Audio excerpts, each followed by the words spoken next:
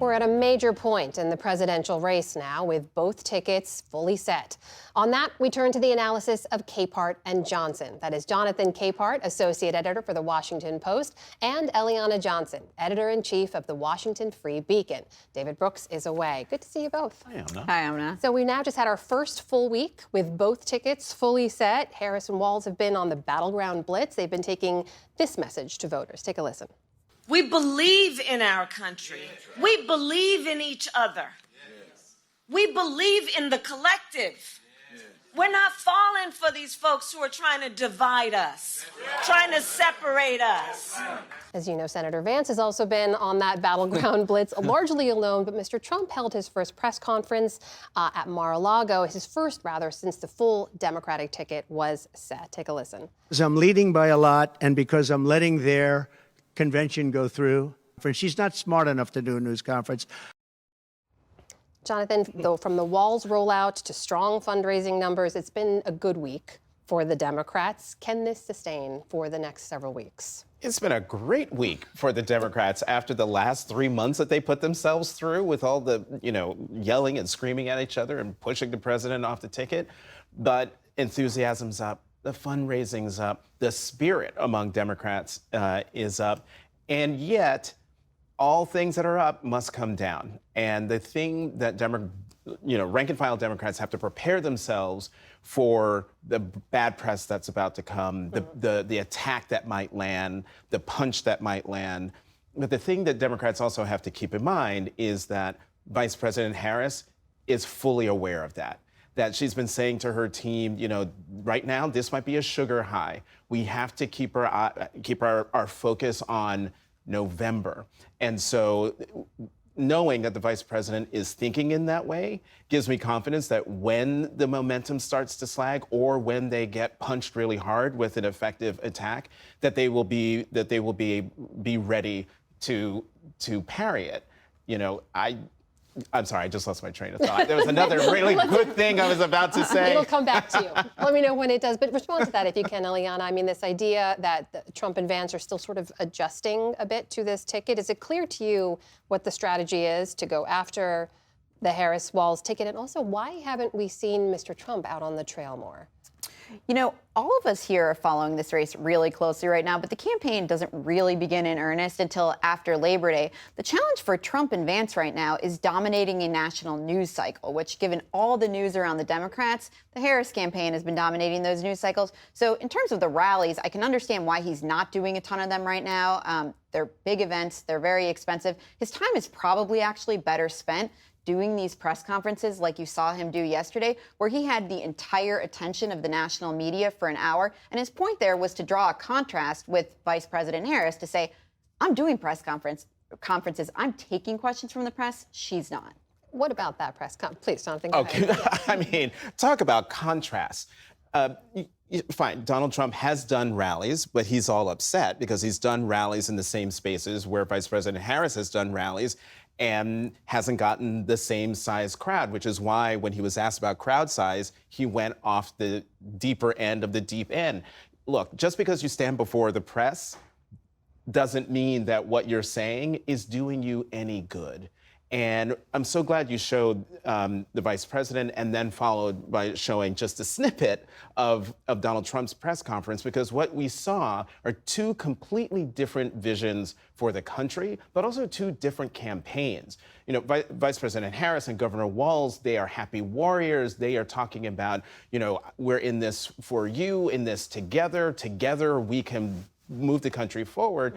And Donald Trump is still stirring the grievances of the last 4 years, last 8 years, if you want to go all the way back to his start of his campaign. A very heavy, dark vision for the country that I don't think is going to sit well once we really do get into the campaign in the fall. Eliana, what do you make of that? Also, this idea that while we've seen Mr. Trump continue with personal attacks and kind of veering way off message, we've also seen from Senator Vance focusing now on Tim Walz's military career. This is a new line of attack we've seen open up from Republicans. We know Mr. Walz served in the Army National Guard for 24 years before retiring, and we've heard Vance attack him in this way from time to time. I did it honorably, and I'm very proud of that service. When Tim Walz was asked by his country to go to Iraq, you know what he did? He dropped out of the Army and allowed his unit to go without him. Eliana, this is so reminiscent of that Swift boating attack on John Kerry back in 2004. We know the same man is behind it, who's running the Trump campaign now, Chris LaCivita. Why run with these attacks when there's no evidence for what they're saying right now? Well, I do think there's some evidence for what they're saying, but let's look at it in two parts. One is the issue on the merits, where I think there's no question Tim Walz has padded and inflated his resume. And the second is his military resume. His military resume. In what way specifically? Well, J.D. Vance mentioned the timing of his retirement is suspect, and I think it would take a little bit longer to talk about the timeline of that. But he's alleging that he retired because his unit was being deployed. Right. He knew that they were going to be called up. He had gotten a warning that they were going to be called up, and he said in a press release for his campaign, "If called up, I have a duty to serve." He didn't do that. It's clear he's inflated this, and he's made it a part of his biography. And by the way, this has been an issue in every single one of Walz's campaigns. But separately, I think that there's a question of how significant is this going to be down the road? You mentioned the Swift boat veterans. Those attacks were effective, but they were levied against the presidential nominee of the Democratic Party, John Kerry, back in 2004. They were also discredited. Which is different. And so this race is not going to be won or lost based on attacks made on either J.D. Vance or Tim Walz. It's going to be about Trump and the Harris-Biden record. So I don't think that this is actually likely to be a very significant issue down the line. Jonathan, please, your face says I don't know how to react. Right. It's a spurious charge. The man served his country for, 24 years? And sure, this is a race between Trump and Harris. And if you're going to talk about military record and military service, Donald Trump has none. And so let's just put that to the side. I remembered what I was going to say in that first question. And the thing is, Vice President Harris is not afraid of Donald Trump, which is why I think she has been very effective on the trail in terms of reacting in the most minimal way possible to the racism and sexism, misogyny that he's been hurling at her since she got to the top of the ticket. At the same time, the criticisms being levied at the top of the ticket on the Democratic side are valid. She has not yet sat for an interview since she moved to the top of the ticket. We also haven't really seen any kind of policy rollout, right? Which leaves a lot of voters wondering, if you're voting for Harris-Walz, are you essentially voting for the same policies as Biden-Harris? It's a legitimate concern. I also think it is one that the Harris-Walz team is fully aware of. It's also, we are a week out from the Democratic National Convention, which will be her opportunity and his opportunity, but specifically for the vice president, to lay out in some detail to the American people, the largest audience she will probably get during the campaign, her vision for the country. More specifically, I mean, her campaign speech is fantastic in terms of rallying the nation and trying to unify the nation, heal the nation compared to the other ticket.